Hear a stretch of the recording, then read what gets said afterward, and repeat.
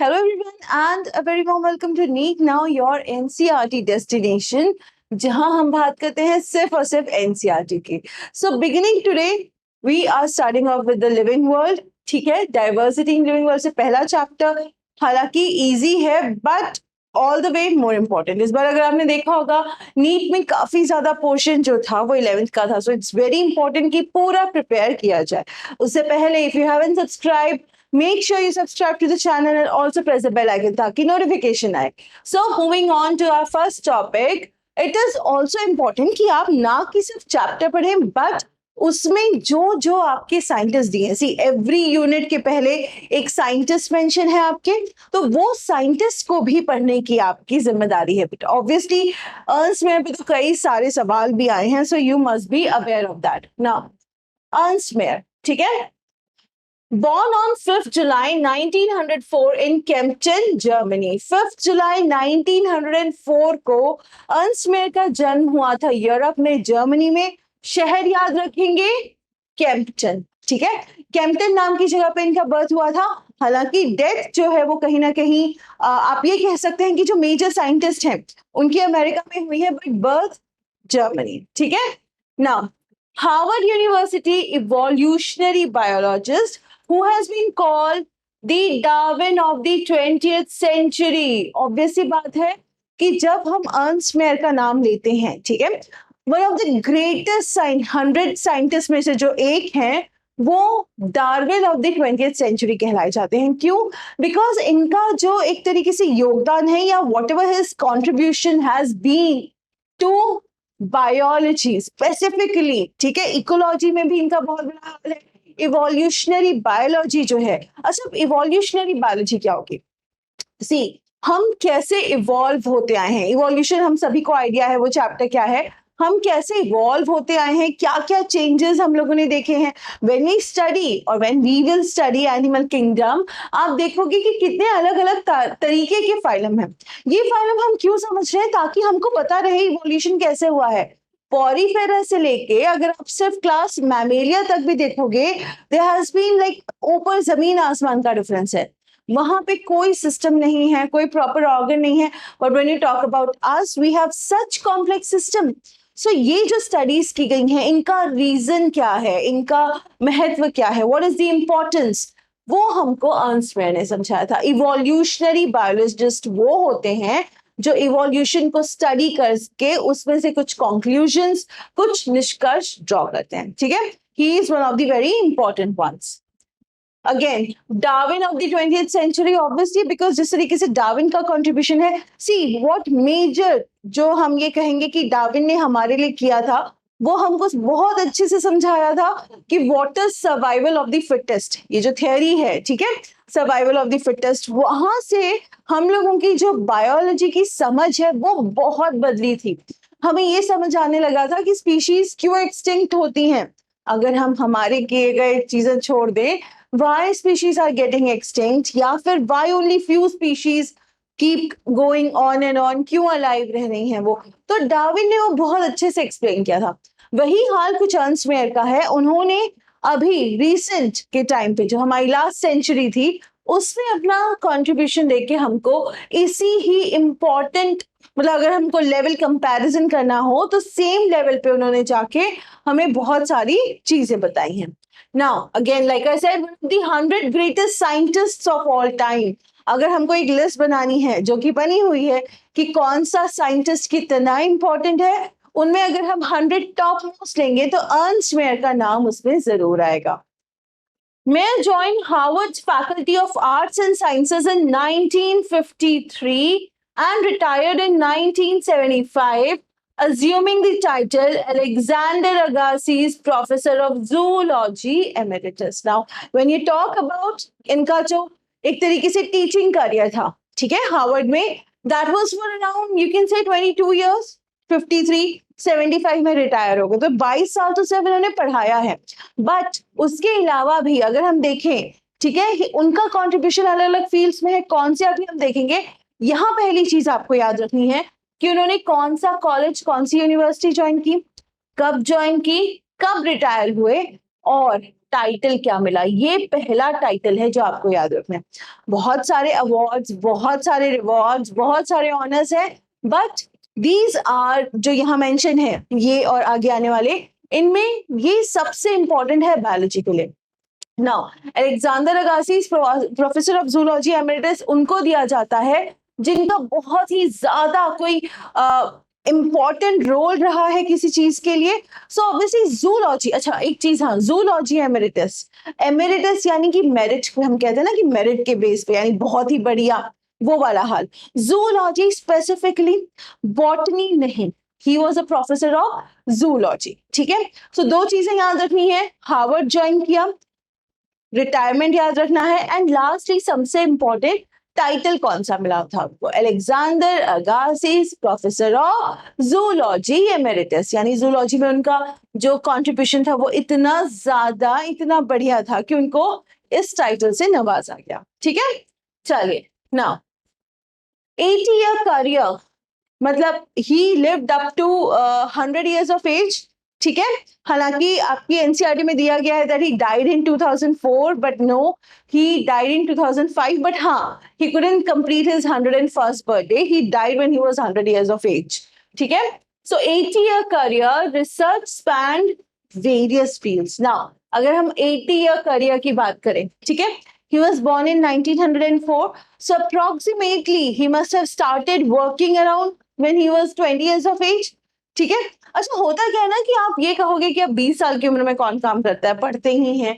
Generally it's so happen in foreign countries कि जब आप पढ़ रहे होते हो तब भी आप किसी ना किसी, अगर आप बहुत अच्छे हो स्टडीज में या फिर आपका बहुत ज्यादा इंटरेस्ट है, तो आप किसी ना किसी प्रोफेसर के अंदर एक इंटर्न बन जाते हो, किसी यू कैन से कि कोई लैब वगैरह है वहाँ लैब असिस्टेंट का वर्क करने लगते हो। सो ये चीजें बहुत मायने रखती हैं वहां पे। तो इनका जो करियर है, ठीक है, वही लगभग 80 ईयर्स का था।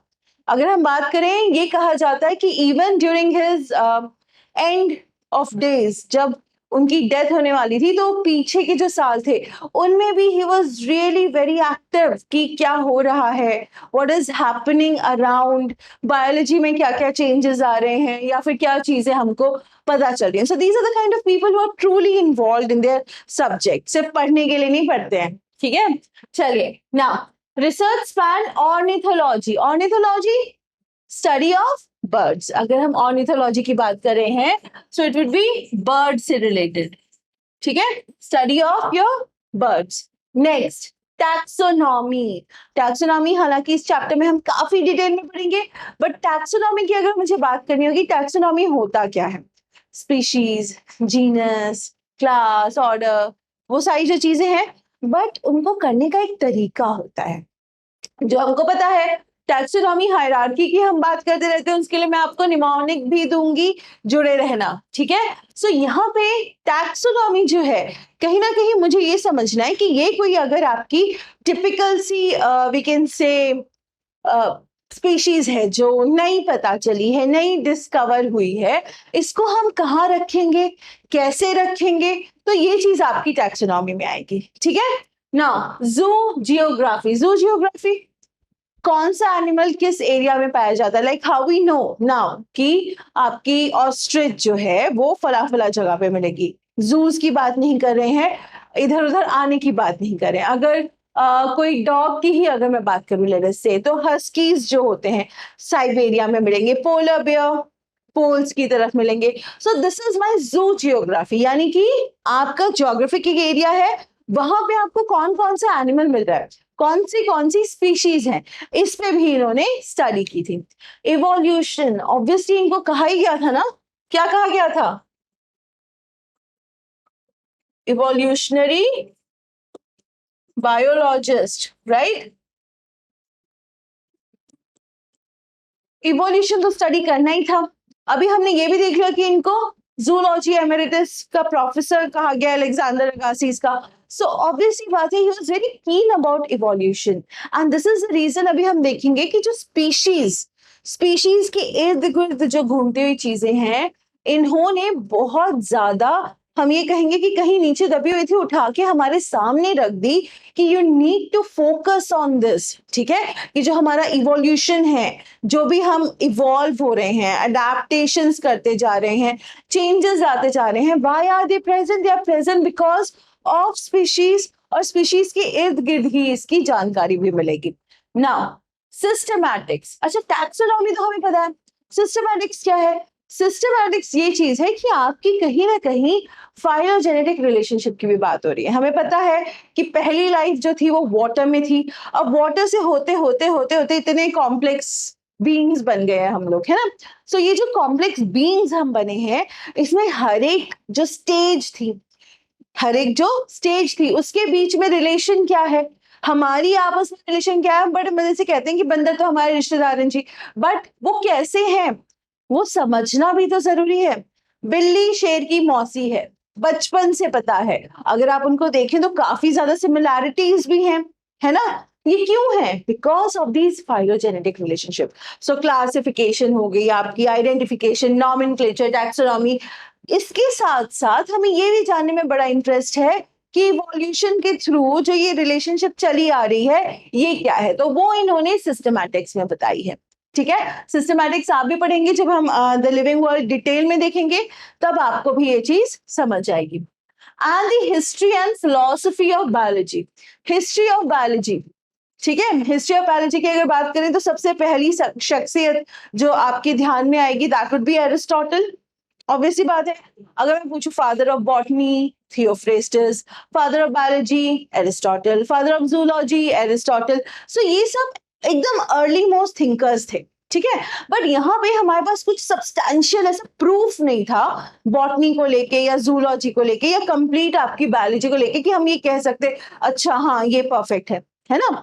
अब ये कब होने लगा? ये धीरे धीरे बिल्ड होने लग गया। अब तो ये जो एक एक अकाउंट है, ठीक है, रॉबर्ट हुक आए, ल्यूवेनहॉइक आए, माइक्रोस्कोप आया, माइक्रोस्कोप के आते ही तो वी वर वेरी हैप्पी, ठीक है। जो फिजिक्स और केमिस्ट्री हमसे आगे आगे भाग रही थी, माइक्रोस्कोप मिलते ही हम तो एकदम एकदम कहेंगे कि शताब्दी की तरह आगे भाग गए, है ना।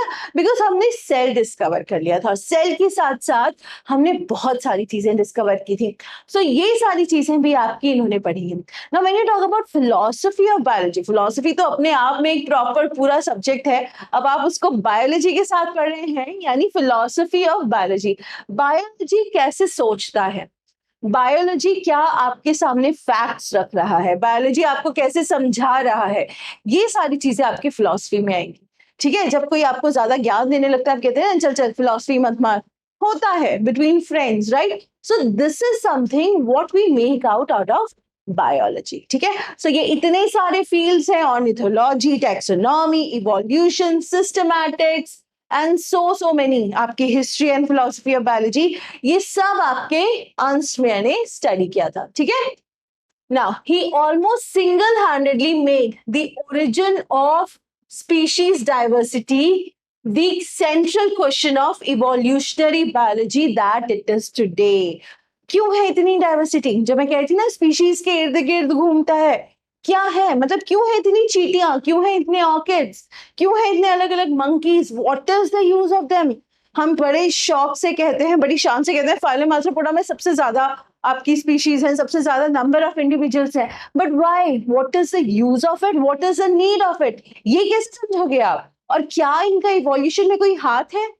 अगर हम लोग इतने सैकड़ों सालों से इवॉल्व होते आ रहे हैं, तो क्या ये जो डाइवर्सिटी है ना, what do you understand by diversity? विविधता, ठीक है, वेरिएशंस। सो ये स्पीशीज जो अलग अलग हैं आपकी, ये क्यों है, क्या जरूरत है इनकी? हालांकि इकोलॉजी जब हम पढ़ेंगे तब हम इसका बहुत अच्छे से एक एनालिसिस बताएंगे आपको कि क्यों ऐसा है कि स्पीशीज जरूरी है हमारे लिए, ठीक है। बट बहरहाल ये अंश मैंने क्वेश्चन पुट अप किया था कि जो ओरिजिन ऑफ स्पीशीज डाइवर्सिटी है, this is extremely important.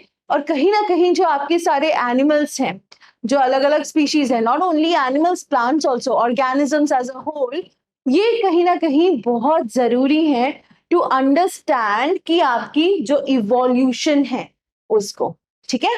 Now He also pioneered the currently accepted definition of a biological species. यानी कि जो हम species की definition अब याद करते हैं, समझते हैं, जानते हैं, उसके लिए भी अगर कोई responsible है तो वो है अर्नस्ट। ठीक है। सो अगर ऑब्वियसली कोई 80 इयर्स में अपनी एकदम जान लगा के कोई बंदा बहुत अच्छे से कोई चीज को रिसर्च कर रहा है, पढ़ रहा है, सो ये सारी चीजें होना बहुत ही जरूरी है। अच्छा, अब यहाँ पे क्या क्या याद रखना है? जितने ज्यादा हो सके फील्ड्स याद रखिए कि किस किस फील्ड्स में उन्होंने काम किया है। ये जरूर याद रखना है कि उन्होंने स्पीशीज डाइवर्सिटी, जो ओरिजिन ऑफ स्पीशीज डाइवर्सिटी, इसको सेंट्रल क्वेश्चन बनाया। एंड लास्टली कि जो हमारी डेफिनेशन ऑफ स्पीशीज है वो हमें जो मिली है या फिर जो हम फॉलो कर रहे हैं या जो हम समझ रहे हैं, it is because of Ernst.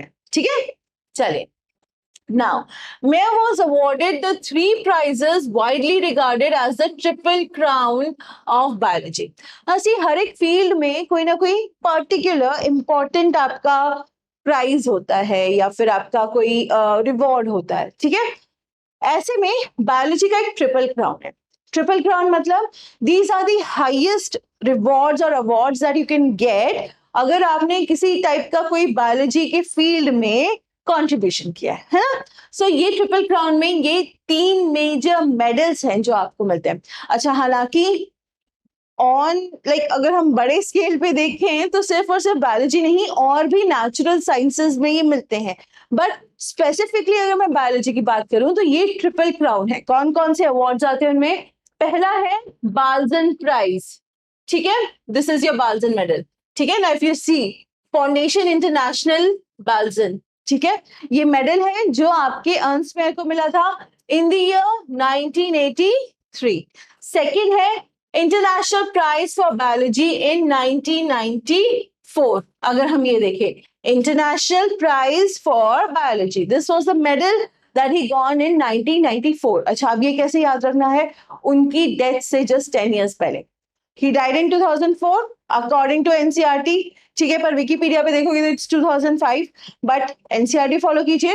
So 1994, this is the second one, international prize for biology. And the Crafoord prize in 1999, ये वाला जो है आपका। ठीक है, ये दिख रहा है आपको, यहाँ पे क्राफोर्ड लिखा भी हुआ है। So this is the prize that he received in 1999। और ये तीनों जो है आपके, ठीक है, पहला बाल्जन, दूसरा इंटरनेशनल प्राइज फॉर बायोलॉजी और तीसरा क्राफोर्ड प्राइज, ये आपके क्या है?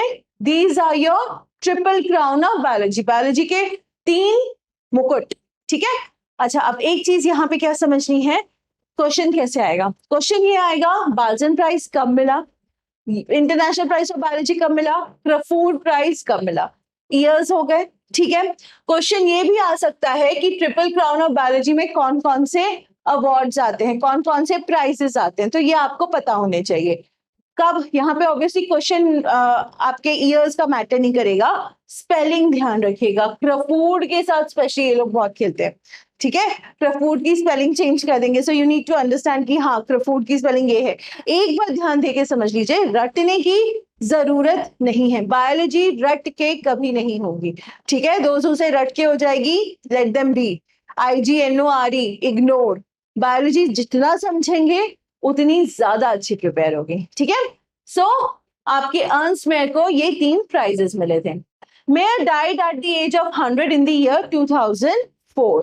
अर्नस्ट मेयर की डेथ 2004 में हुई थी, when he was 100 years of age. तो अगर हमको एक बार फटाफट सा रिविजन करना होगा, born on 5th July 1904 in Kempten, Germany, Europe. ठीक है, फिर उसके बाद में समझ तो आ गया हमको कहाँ कहाँ इंटरेस्ट था बायोलॉजी में। अब उन्होंने क्या किया, हार्वर्ड फैकल्टी ज्वाइन की थी ऑफ आर्ट्स एंड साइंस। कब? 1953 में।